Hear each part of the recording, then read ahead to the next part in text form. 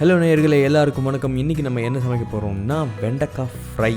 இதை எப்படி பொலன்னு இந்த மாதிரி செய்கிறதுன்றது நான் காட்ட போகிறேன்.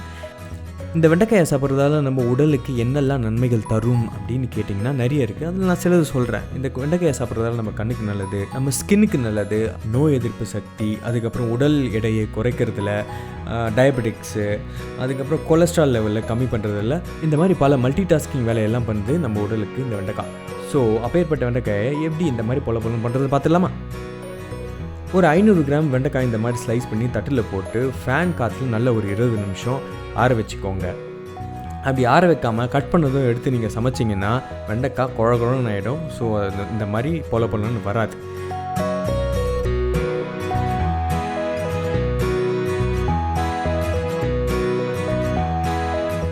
இப்போ ஒரு கடாயில் 3 டீஸ்பூன் எண்ணெயை விட்டுக்கோங்க.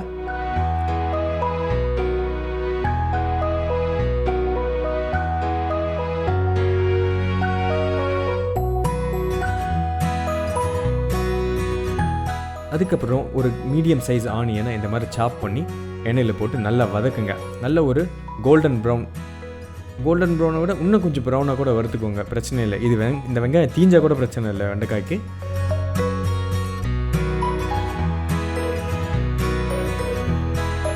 பார்த்தீங்களா, இந்த அளவுக்கு வறுத்துக்கோங்க. இப்போ பார்த்தீங்களா ஆற வச்ச வெண்டைக்காய் எப்படி இருக்குன்ட்டு கையிலேயே ஒட்டலை பார்த்தீங்களா? இப்போ இதை போட்டுக்கோங்க.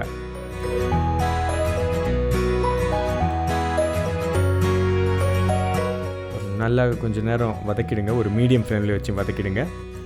அந்த வெங்காயம்லாம் நல்லா மிக்ஸ் ஆகட்டும். அப்புறம் ஒரு அரை ஸ்பூன் மஞ்சள் தூவிக்கோங்க.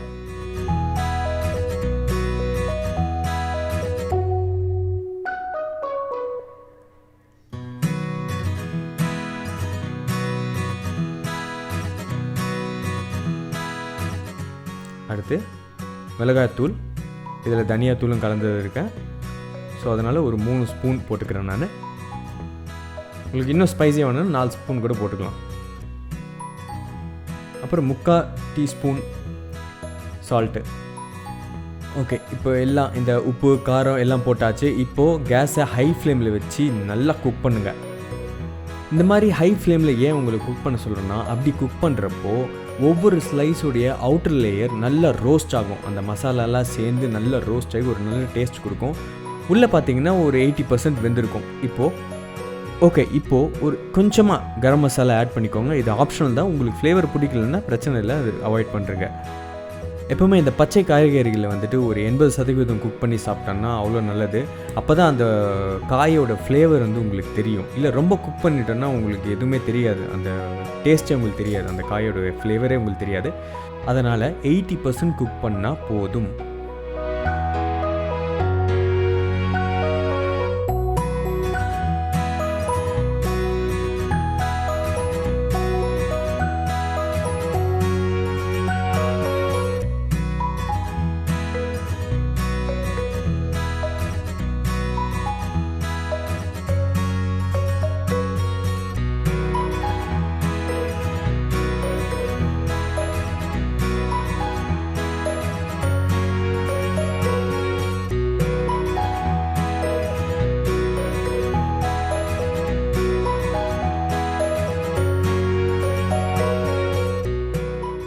வெண்டைக்காய் ஓரளவு ஃப்ரை ஆன பிறகு டேஸ்ட் பண்ணி பாருங்கள். சப்போஸ் உங்கள் டேஸ்ட்டுக்கு ஏற்றாப்புல உப்பு கம்மியாக இருந்துச்சுன்னா கொஞ்சம் ஆட் பண்ணிக்கலாம். போட்டு கொஞ்சம் நேரம் இந்த மாதிரி சாட்டே பண்ணிக்கோங்க.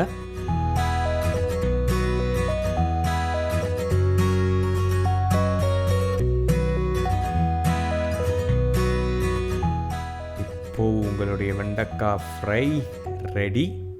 இப்போ இதில் நான் கொஞ்சமாக ஒரு டீஸ்பூன் அளவுக்கு வெள்ளை எள்ளு மேலே இப்படி தூவி விட்டுடுறேன்.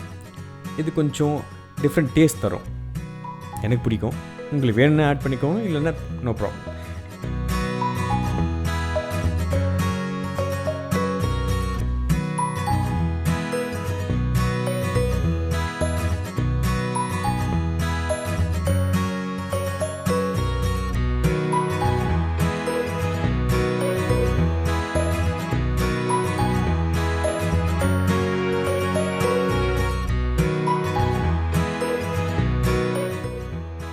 ஓகே, ஃப்ரை பண்ண வெண்டைக்காயை ஒரு தட்டில் ட்ரான்ஸ்ஃபர் பண்ணியாச்சு. ஒரு ஸ்மோக்கி வெண்டைக்காய் ஃப்ரை ரெடி. இந்த ரெசிபி உங்களுக்கு பிடிச்சிருந்ததுன்னா லைக் பண்ணுங்கள், சப்ஸ்கிரைப் பண்ணுங்கள், ஷேர் பண்ணுங்கள். கூடவே பக்கத்தில் இருக்கிற பெல் ஐக்கானை அழுத்துங்க. அதில் அழுத்தி ஆல்ன்ற ஆப்ஷனையும் செலக்ட் பண்ணிக்கோங்க. அப்போ தான் நான் போடுற ஒவ்வொரு வீடியோவும் உங்களுக்கு நோட்டிஃபிகேஷனாக வந்து சேரும். ஸோ அடுத்த வீடியோவில் வேறு ஒரு ரெசிபியோடு உங்களை வந்து சந்திக்கிறேன். அதுவரையும் வணக்கம், நன்றி. மாற்றி சொல்லிட்டேன்னா சரி, நன்றி, வணக்கம்.